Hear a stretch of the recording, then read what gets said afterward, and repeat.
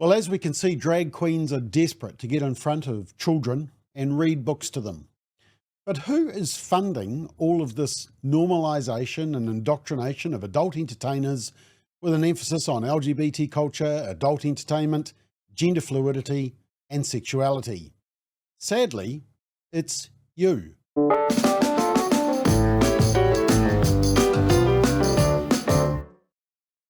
So on the 2nd of June 2023, New Zealand On Air announced this. New Zealand On Air is investing $8.5 million in 6 captivating new series specifically designed to engage our youngest viewers, both locally and internationally.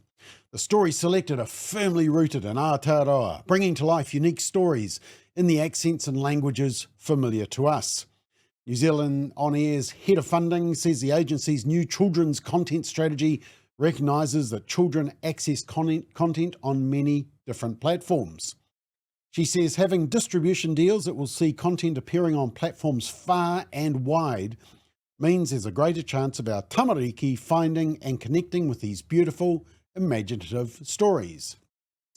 Now there's some funding for Red Rocks. It's a live-action drama based on an award-winning novel by Rachel King. 12-year-old Jake is in a struggle to protect his family from danger after being drawn into a world of mythical creatures and adventures when he finds a seal skin hidden on the rocky shores of Wellington. And there's Black Sand Beach, where 4 outrageous kids unravel spine-chilling mysteries involving monsters, ghouls, and supernatural thrills. Another book-based project supported in this round is Maui and Elvis, How I Alienated My Nan, for Prime, Sky, and YouTube. And it's a live-action drama which stars best friends and neighbours Maui and Elvis, who discover an alien device and accidentally blast Maui's beloved Nan with it, causing an alien hell-bent on destruction to take up residence in her body. Sounds a bit scary, but it's based on 2 books penned by Wellington author Suzanne Maines and a few others. But then we come to this. Fabulous fables told through the medium of drag will bring some razzle-dazzle to screens in Mr. Hugo's Little Library for TVNZ Plus and RNZ, Radio New Zealand. Featuring larger-than-life fables, legendary performances and original songs, Mr. Hugo's Little Library is Aotearoa New Zealand's first ever kids show by drag performers. Helmed by George Fowler, aka Hugo Grrrl, Grrrl, it centres on an eccentric library custodian who has retreated into a fantasy world of books. Well, how much funding? For 8 12-minute episodes of drag queen indoctrination of your children, your hard-earned tax money is paying $596,849. Yep, basically $600K. But it didn't stop there. In November last year, 3 months ago, more funding. Susie Cato got some for a podcast, comedian Josh Thompson got some, Pacifica Singing and Dancing, and a preschool animation series for Rarotongans, Tongans and Samoans.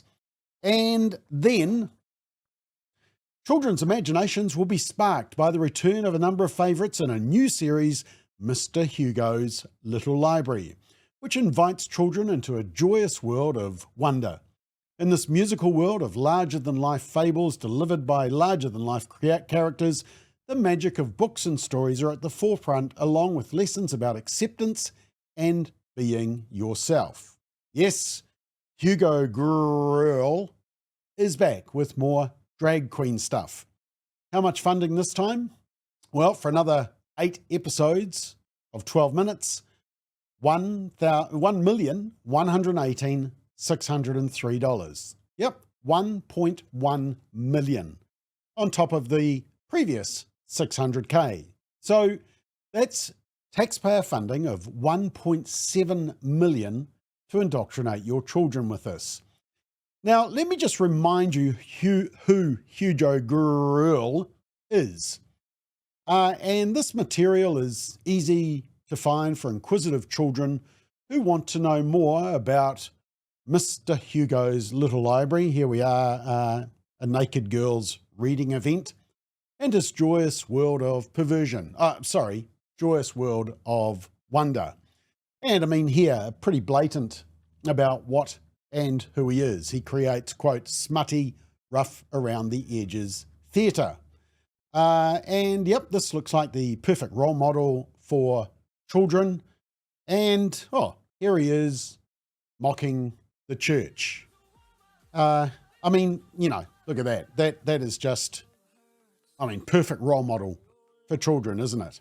I mean, every little girl wants to dress up and sort of act like this. This is a female who has transitioned to a male and then practices being a queen.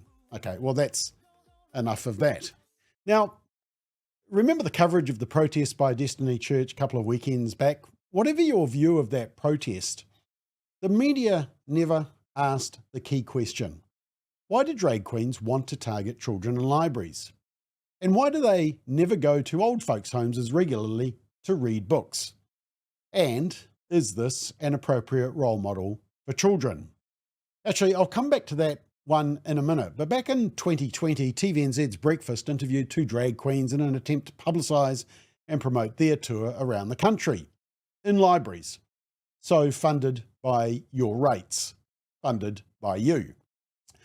And this is who they are. And as you'll notice, they're selling reading to sell out audiences. Not. Yeah, chick divas, massive crowd. So on Breakfast on TVNZ, interviewer Matty McLean was very excited about all of this, and it was literally a puff piece for the concept of drag queens reading to kids. Let's have a watch, because there's a couple of really revealing statements made. Yeah, I'm sorry you have to watch Breakfast on one, but for the purposes of research and revealing what's really going on, it's important. I won't show all of it, you'll be glad to hear, but this is Erica and Coco Flash with a very excited Matty McLean. And by the way, once again, you've been funding these too. Heart of rural Taranaki, there's a lot of things you'd expect to find. Dairy farms on the top of that list. But what about two drag queens? And not just that, but two drag queens who run story time sessions with local school kids. It's unique, but also a pretty incredible way to teach children about tolerance and acceptance. We are delighted to welcome now, in full drag no less, Coco and Erica Flash. Morena, you two. Oh, this is fabulous. I'm so excited to have you both here, and you look amazing. Thank you so much for joining us. So you, darling. Keep going. So talk us through what it is that you do with the kids. You go into libraries mostly, don't you? And you read to them. Yeah, so, Drag Queen Story Hour has been a thing over in America for quite some time, and so we've brought it along. The imported American culture war.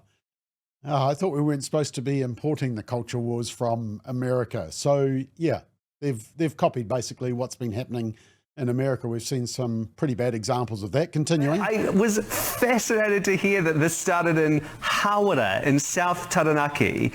It's pretty special, right? We were absolutely amazed at all of the want and love for the rainbow story times. So love for the rainbow story times. I mean, once again, they've said the quiet bit out loud. It's not anti-bullying. No, it's rainbow stories. It's LGBTQIA plus minus divided by etc. I mean, we already knew that. But then there was this bit. And once again, we find out the real agenda of what they're doing. It's actually quite revealing. Have a watch. And what do the kids get out of it? A lot of kids get very, very good confirmation that what they're doing is okay. So there's a very huge population of children that like to dress up and like to play in costume and want to try on a dress or try on a costume, try on a Halloween costume, a Batman costume. And it's all the same to us. We just want to be that force for those that do maybe want to put on a dress and want to dress up exactly how they want. And who wouldn't? And I guess even for kids that maybe that's not what they want to do, they're not interested in that, it's about visibility, right? So seeing different people and diverse people and people that don't necessarily look or act or think the way that they do, is that kind of part of it as well? Absolutely. So it's more education. It's about, if you see someone who's being bullied or someone who's looking a bit different or has a different type of family, it's about being okay with that, because kids don't know how to not like that stuff. It's something that's learned over and, when they get older. So if we can sort of ingrain it into them that, hey, those people are cool people too, then hopefully it's going to be a bit more mainstream that people are okay with how they are and how their families are. Yeah, okay, so you can see there's a very strong push for cross-dressing, for gender fluidity, sexuality. Now, here's the drag queen concerned. And, look, apparently there's nothing sort of sexual about that. Apparently, it's just a dress up. Just a dress up. Quite normal. Once again, do you really want this? It's adult entertainment, no doubt about it, but do you want this in front of children? But it's a very strong push, and Pride Drag, this is all the association of who is in front of children. And this indoctrination is also happening in schools with Pride Week. In fact, this was 2 years ago, a drag panel where you can school them during Pride Week with Inside Out, where the panel tackles everything from beginner tips and tricks to inspiration and community for drag. And this is for young people. But the media love this, and it's why New Zealand On Air want to fund it and indoctrinate it. Now, in the middle of last year, and once again, state broadcaster TVNZ's 7 Sharp weren't happy that drag queens aren't allowed to read LGBT plus minus divided by books to children. So they did some campaigning, and it wasn't what they showed that was the problem. It was what they conveniently didn't show.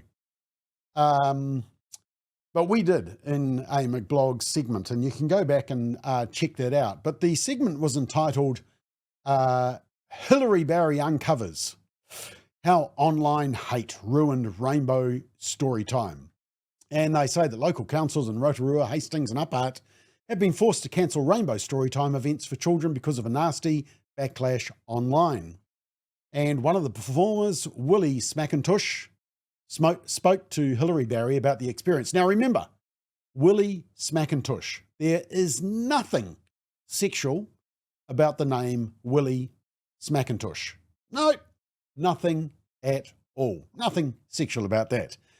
So here's the 2 clips from our very concerned presenter on 7 Sharp. Councils in the Rotorua, Hastings and Upper Hutt have been forced to cancel Rainbow Storytime events for children because of a nasty backlash online from what's best described as Christian fundamentalists.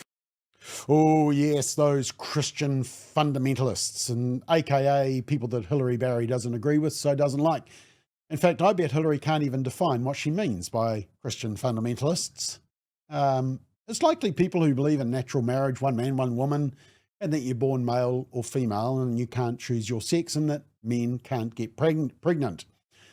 And in fact, if you look at some of the online commentary, there's a huge amount from people who are just parents, educators, or who don't agree with drag queens being role modelled before children. But let's not let the facts get in the way of the narrative. But this is what the theme of the story is. It's not the reason for an opposition, but an attack on Christians. It continues. The readings were meant to promote diversity and, most of all, entertain the kids. Drag queens Erica and Coco Flash were to appear in Rotorua and Hastings. In Upper Hutt, it was drag king Willie Smackintosh who was lined up. So what's got the haters hating? Yes, the haters are hating. I mean, it's so amusing that Jeremy, the presenter, can say Willie Smackintosh with a straight face. But that's irrelevant. It's the haters hating. And then, of course, the rest of the program is an infomercial, a puff piece. It's not balanced reporting with searching questions and contrary views presented. Nope, this was a paid advertisement for drag queens. Our state broadcaster loves them and doesn't show the persona of the performer in other places, which kids can easily find. It's pretty blatant, isn't it? But none more blatant than the New Zealand Herald in September last year. In a specifically child-focused section of the newspaper, they featured a 7-year-old child in stilettos pushing the transgender for children ideology with some twerking. Here's a couple of bits of that. What's it like being a 7-year-old superstar performer? I get lots of opportunities, like I get to make my Instagram. I became an actor. What was your first ever dance you went to try out? Probably this one near my swimming.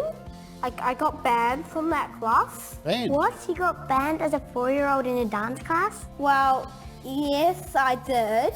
Because I was like,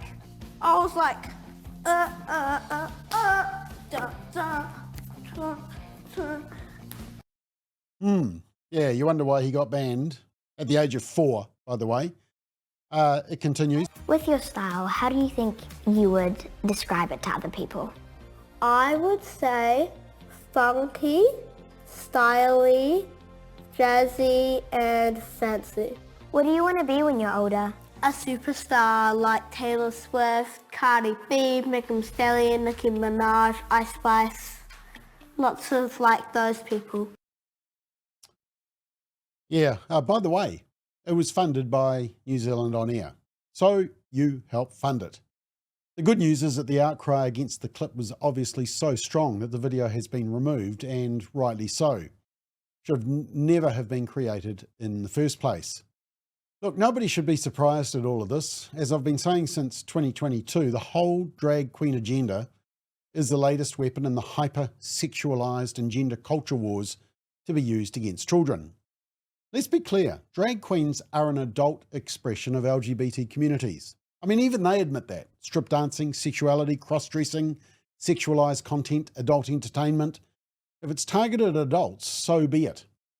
But just to remind you, according to Wikipedia, which is, of course, is not the right-wing conservative website, according to Wikipedia, a drag queen is a person, usually male, who uses drag clothing and makeup to imitate and often exaggerate female gender signifiers and gender roles for entertainment purposes.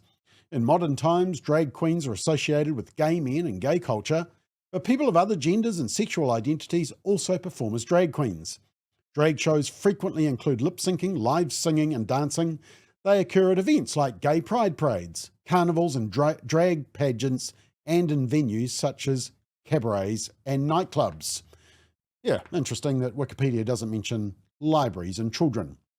And according to Britannica, once again, not a right-wing conservative website, historically, gay men in the United States expressed prejudice against drag queens for appearing too gay or for giving gays a bad name. Yet it is widely accepted that gay and lesbian social movements in the United States can be traced to the night of June 28, 1969, when the Stonewall riots in the Greenwich Village section of Manhattan began as a group of drag queens actively resisting arrest. Drag queens at Stonewall in 1969 are credited with being on the front lines fighting for gay and lesbian liberation.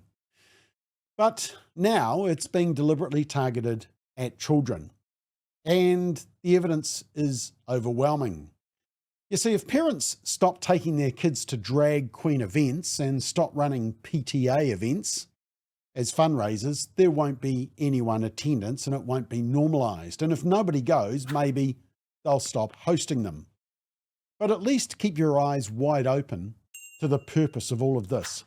It's a way to promote and normalise extreme sexuality and gender ideology. And it's been targeted at your children and grandchildren. It's time to push back and say, no thanks. And it's time to tell the government and politicians, stop funding it. We've had enough sexualisation in society.